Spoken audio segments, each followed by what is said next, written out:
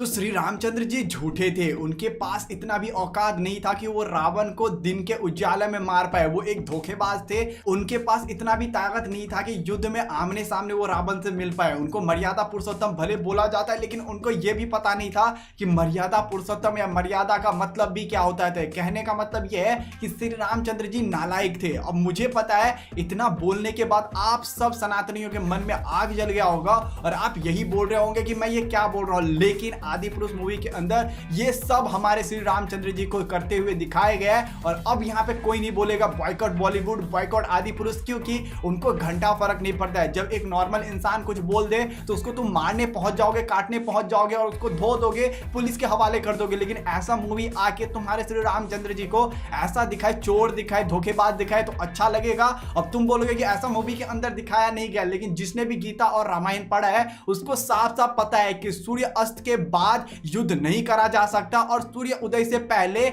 युद्ध नहीं करा जा सकता। लेकिन इस मूवी के अंदर जितने भी फाइट दिखाए गए हैं सबके सब रात का सीन दिखाया गया है, रात का फाइट दिखाया गया है। तो आप सोच के देखो ये कितना बुरा है। मतलब युद्ध का जो नॉर्मल लॉजिक है, ये कह सकते हो युद्ध का जो सबसे पहला रूल है उसको ब्रेक करते हुए दिखाया जाता है। और ब्रेक कौन करता है? रावण ब्रेक नहीं करता है, राम जी ब्रेक करते हैं। और राम जी चोरों की तरह घुसते हैं लंका के अंदर। लंका के बाहर फाइट नहीं होता है, लंका के अंदर घुसते हैं चोरों की तरह, और वहां पे लक्ष्मण जी भी चोरों की तरह घुसते हैं और वहां पे जाके फाइट करते हैं। अब देखो इस मूवी का यदि रिव्यू के बारे में पूछोगे तो मैं एक ही चीज बोलूंगा, टट्टी। उसके अलावा मैं कुछ नहीं बोलूंगा। इसके अंदर हमारे श्री रामचंद्र जी को एक बार श्री रामचंद्र जी भी नहीं बोला गया है। बोला गया है राघव राघव, हर जगह राघव, एक बार भी श्री रामचंद्र नहीं बोला गया। और ना ही हमारे बजरंगबली को हनुमान जी बोला गया, ना ही हमारी सीता माता को सीता माता बोला गया है। तो सोच के देखो कि ये मूवी क्या प्रमोट करना चाहता है। प्रमोट करना चाहता है कि कैसे हमारे श्री रामचंद्र जी धोखेबाज थे कि रात में भी रावण को मारने पहुंच गए थे। कैसे धोखेबाज थे कि यहां पे उसको रूल का घंटा फर्क नहीं पड़ता था, बस उनको एक ही चीज का फर्क पड़ता था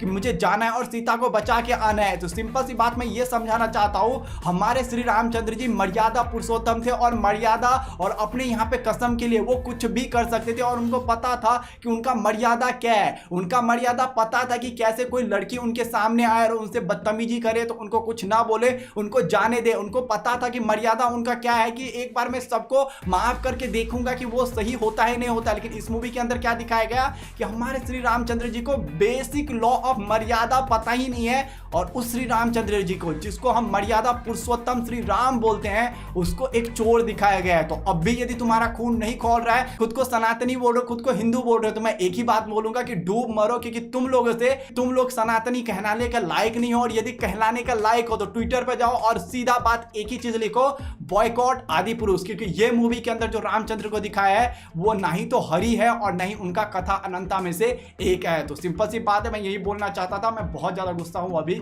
इस मूवी को देखने के बाद। जय श्री राम, बचाओ अपने धर्म को, क्योंकि इन जैसे चूतिया आके तुम्हारे धर्म को कुछ भी दिखा रहे हैं और तुम कुछ भी देख रहे हो।